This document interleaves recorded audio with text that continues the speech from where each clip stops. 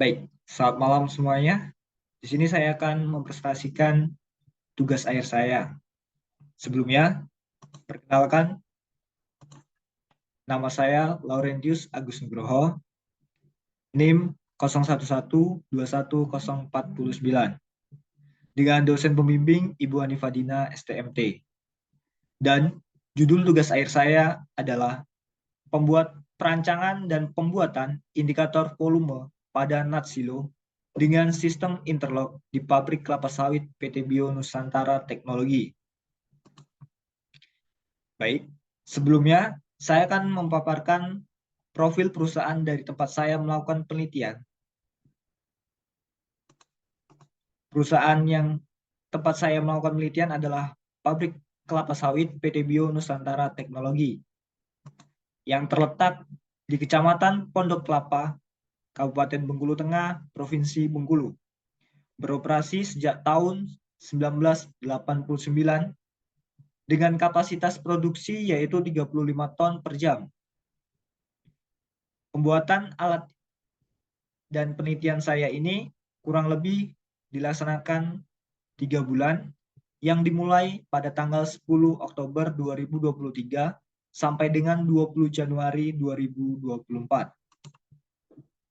Baik, untuk daftar isi dari tugas akhir saya, bab 1 ada latar belakang, rumusan masalah, tujuan penelitian, serta manfaat penelitian. Untuk bab 2 saya ada landasan teori, serta bab 3 perancangan, bab 4 hasil dan pembahasan, dan bab 5 kesimpulan dan saran. Untuk bab 1 saya, latar belakang. Baik, untuk latar belakang masalah penelitian saya, yaitu pada stasiun NAT dan kernel. Pada stasiun ini, press cake akan dipisahkan antara fiber yang masih menempel pada NAT, kemudian NAT akan dipecah hingga menghasilkan kernel. Dalam proses pengolahan kernel, terdapat tempat penampungan sementara NAT sebelum NAT tersebut dipecah di ripple mill, yaitu NAT silo. Pada NAT silo ini, operator seringkali tidak memperhatikan volume dan pada saat volume ini overload atau penuh, maka akan terjadi NAT tersebut tumpah. Mengapa demikian? Karena tidak adanya indikator pada NAT silo tersebut. Baik, untuk rumusan masalah saya, yang pertama ada bagaimana agar NAT tidak tumpah dari NAT silo. Yang kedua, bagaimana merancang dan membuat indikator volume NAT. Yang ketiga, bagaimana kinerja dari alat indikator volume NAT ini. Selanjutnya untuk tujuan penelitian dari tugas akhir saya, yang pertama, mengetahui cara agar NAT tidak tumpah dari NAT silo. Yang kedua, mengetahui rancangan dan pembuatan alat indikator NAT silo.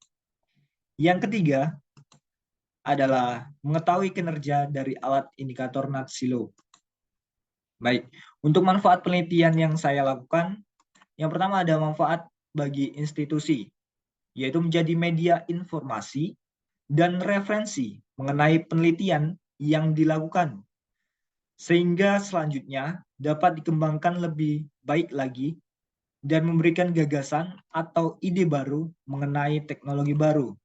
Selanjutnya, manfaat bagi perusahaan.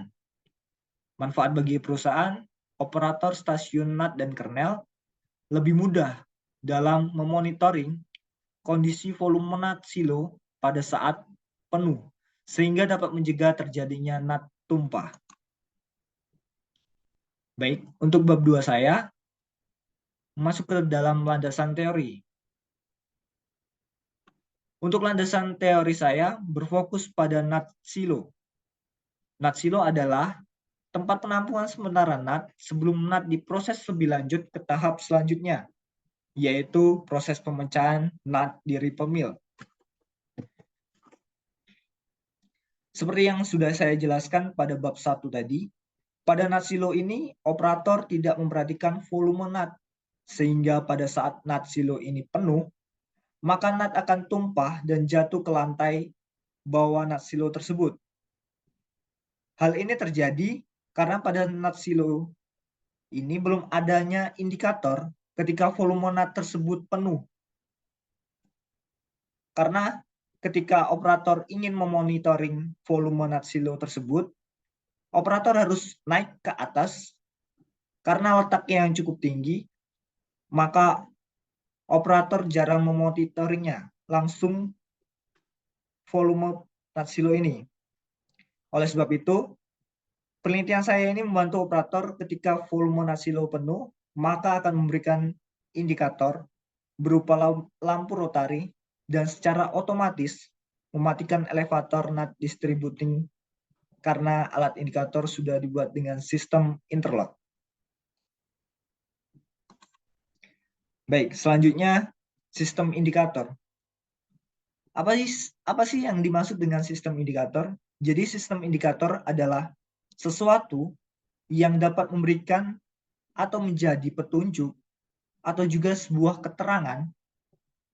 Jadi indikator ialah variabel yang digunakan untuk mengevaluasi keadaan atau status sehingga memungkinkan adanya pengukuran terhadap perubahan-perubahan yang terjadi dalam waktu tertentu. Next, selanjutnya yaitu interlocking. Jadi interlocking itu apa? Interlocking itu adalah fitur yang membuat keadaan dua mekanisme atau fungsi saling bergantungan, atau biasa bisa kita sebut yaitu saling mengunci. Jadi fungsinya itu mengamankan jalannya proses serta pengamanan peralatan dari unit paling kecil sampai keseluruhan sistem. Dalam interlocking yang saya gunakan sendiri ada logika OR, salah satu logika dasar yang ada pada interlocking sendiri. Apa sih logika OR itu? Logika OR itu memberikan keluaran satu jika salah satu masukannya pada keadaan satu. Jadi, seperti yang sudah saya jelaskan tadi, logika yang saya gunakan, logika dasarnya adalah logika OR, yang akan memberikan keluaran satu jika salah satu masukannya pada keadaan satu. Rangkaian logika ini biasanya menghasilkan bilangan biner berupa angka 0 atau 1. Logika 1 digunakan untuk on dan logika 0 adalah off. Jadi seperti yang kita lihat, kita asumsikan logika OR ini sebagai dua saklar yang berbeda untuk menghidupkan sebuah lampu. Jadi ada dua input serta satu output yang dimana kedua input ini sama-sama berfungsi untuk memberikan atau menunjukkan output yang nantinya akan menghidupkan. Jadi ketika output pertama ditekan dan ketika input pertama ditekan, maka lampu akan tetap hidup walaupun input yang kedua tidak ditekan. Begitu juga sebaliknya. Namun ketika kedua input ini tidak ditekan, maka lampu tidak akan hidup karena logika OR ini harus salah satu dalam keadaan hidup atau on. Untuk tabel kebenaran logika OR sendiri, yaitu seperti yang kita tahu, seperti yang saya jelaskan tadi, ketika input itu pada keadaan 1, maka outputnya 1. Namun ketika keadaannya dalam 0, atau semuanya input pertama dan input kedua 0, maka outputnya akan juga 0. Baik, kita masuk ke dalam bab 3, yaitu perancangan. Diagram, di sini saya menggunakan diagram alir dalam proses pembuatannya sendiri. Dalam menentukan konsep, dalam melakukan pembuatan ini, saya menggunakan diagram alir. Yang dimana saya dengan memulai studi literatur dan observasi lapangan. Selanjutnya saya melakukan perancangan sistem indikator ini. Setelah itu melakukan persiapan alat dan bahan, masuk ke dalam pembuatan bodi pelindung limit switch, melakukan pembuatan bodi utama, pembuatan panel, perakitan sistem indikator di panel, pemasangan dan pemasangan lampu rotari serta uji coba sistem indikator. Ketika semuanya berhasil, maka diagram alir saya ini selesai. Namun harus tetap dilakukan pemantauan. Baik.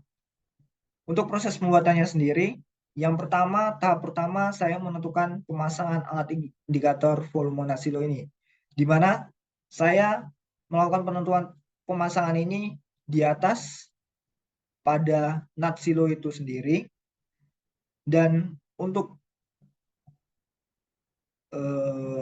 limit switch-nya saya meletakkannya di atas NAT-silo ini dengan kedalaman 75 cm. Selanjutnya pada tahap kedua, yaitu wiring pada box panel. Jadi saya melakukan wiring dengan dibantu dengan asisten elektrikal. Yang ketiga, melakukan pemasangan dan instalasi. Di sini saya dibantu oleh karyawan elektrikal, di mana pemasangan ini saya sendiri yang melakukan. Yang keempat yaitu simulasi alat indikator. Jadi simulasi ini bertujuan apakah alat indikator yang saya buat ini sudah berhasil atau belum.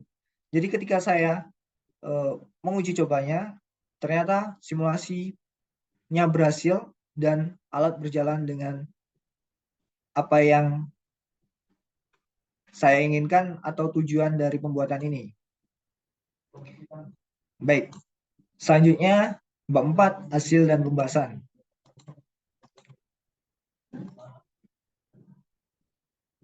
Berikut adalah NAT-silo sebelum dipasang indikator. Jadi tidak adanya indikator pada NAT-silo tersebut.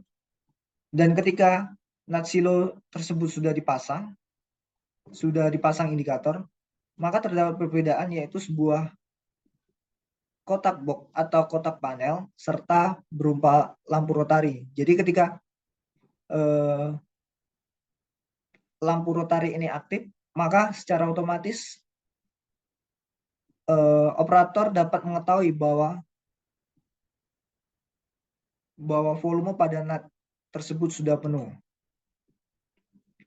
Baik, berikut hasil desain dudukan limit switch, di mana saya menggunakan plat besi dengan ketebalan 0,2 cm dengan lebar 3,6 cm serta panjang 5 cm.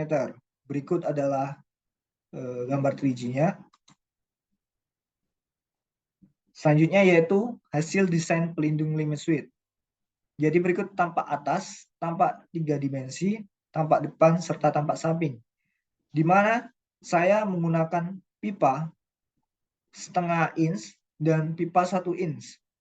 Yang dimana panjang dari pipa setengah inch adalah 45 cm, serta pipa 1 inch dengan panjang 15 cm. Jadi berikut hasil dari pembuatan alat saya, di mana ini adalah pelindung dari bodi utama alat yang saya buat, serta di dalam pipa 1 in ini terdapat limit switch serta dudukan yang seperti dari gambar teknik yang sebelumnya, serta terdapat bandul sensor limit switch. Baik, ini adalah hasil dari panel serta lampu rotari yang saya rangkai. Jadi di sini ada MCB dan relay, ada pilot lamp, box panel serta lampu rotari.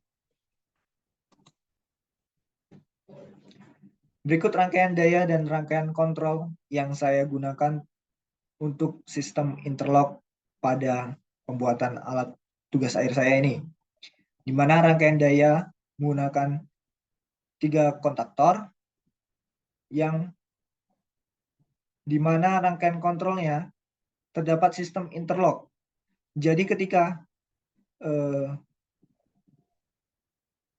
limit switch itu aktif, maka secara otomatis mematikan rangkaian daya atau rangkaian kontrol rangkaian daya pada elevator NUT distributing. Baik, selanjutnya yaitu hasil rangkaian diagram yang di mana saya menggunakan arus 220 volt menggunakan MCB 1 pasang, menggunakan pilot lamp dengan 220 volt, menggunakan limit switch 220 volt dengan relay serta lampu rotari, di mana arus 220 volt tersebut terhubung pada MCB dan pilot lamp tersebut pilot lamp ini terhubung langsung sebelum arus tersebut masuk ke MCB. Jadi ketika MCB ini aktif akan mengirimkan sinyal ke relay. Relay akan memberikan output yang berupa lampu rotari dan sistem interlock pada panel elevator NUT distributing. Dan ketika limit switch ini tidak aktif, maka keduanya akan berfungsi kembali seperti semula. Baik, dalam melakukan dalam mengetahui atau bagaimana mengetahui kinerja dari alat ini, saya membuat kuesioner, yaitu sebuah perancangan dan pembuatan indikator volume pada silo dengan sistem interlock di pabrik kelapa sawit PT Bio Nusantara Teknologi. Yang pertama yaitu apakah alat yang saya gunakan ini merupakan inovasi yang terbaru, di mana kuesioner ini diisi oleh 6 orang, yaitu yang pertama adalah asisten kepala, yang kedua ada asisten proses 1, ketiga asisten proses 2, dan yang keempat ada operator NUT dan kernel SIP 1, dan yang kelima operator NUT dan kernel SIP 2. Yang keenam adalah karyawan elektrikal. Jadi di mana untuk pertanyaan inovasi yang terbaru ini sangat setuju ini dan setuju ini 50%, 50%. Sehingga merupakan inovasi yang terbaru ini terbilang cukup baik. Dan karena untuk yang tidak setuju itu tidak ada dan sangat tidak setuju itu tidak ada. Baik, selanjutnya pertanyaan yang saya ajukan yang kedua yaitu apakah alat ini bermanfaat untuk PKS? Dari pertanyaan yang saya ajukan, 67% orang itu menjawab sangat setuju dan 33% itu setuju. Sedangkan tidak setuju dan sangat tidak setuju ini tidak ada yang menjawab. Yang ketiga yaitu apakah alat ini tidak mau proses produksi? Maka jawaban dari semua responden itu sangat setuju karena alat ini sama sekali tidak mengganggu jalannya proses produksi ketika pabrik sedang melakukan pengolahan. Yang keempat yaitu apakah alat ini berfungsi dengan baik? Dari pertanyaan yang saya ajukan, ini 6 orang menjawab 84% setuju dan 16% sangat setuju. Selanjutnya, Alat ini apakah perlu dikembangkan lebih lanjut? Untuk jawaban dari responden sendiri itu 84% itu sangat setuju, 16% itu setuju. Selanjutnya, memonitoring lebih mudah. Dari pertanyaan yang saya ajukan, jawaban responden itu 67% sangat setuju, 33% itu setuju. Dan berdasarkan hasil kuesioner yang saya buat, kinerja dari alat yang saya buat ini bekerja dengan baik dan lancar.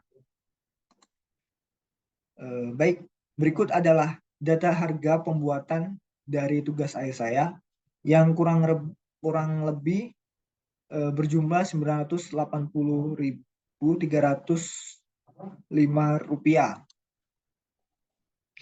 Baik, untuk bab 5 kesimpulan dan saran. Untuk kesimpulan pertama, alat indikator volume NAT ini memudahkan operator, terkhususnya operator stasiun NAT dan kernel, dalam memonitoring volume pada saat NAT silo tersebut penuh. Yang kedua, sistem interlock elevator NAT distribusi ini akan aktif jika alat indikator aktif. Yang ketiga, menjaga kelancaran proses produksi. Jadi, alat ini selain tidak mengganggu prosesnya produksi, dia juga menjaga agar proses produksi ini berjalan dengan lancar. Yang keempat, yang selanjutnya yaitu saran. Saran yang pertama dapat ditambahkan sirene agar operator lebih maksimal dalam memonitoring. Yang kedua, dapat menggunakan microcontroller untuk lebih detail dalam memonitoring atau memberikan display secara langsung. Yang selanjutnya yaitu dapat dilanjutkan dengan menggunakan sistem Internet of Things atau biasa kita sebut IoT. Baik, sekian dan terima kasih dari presentasi hasil dari tugas akhir saya. Bila ada salah kata, saya mohon maaf. Terima kasih dan selamat malam.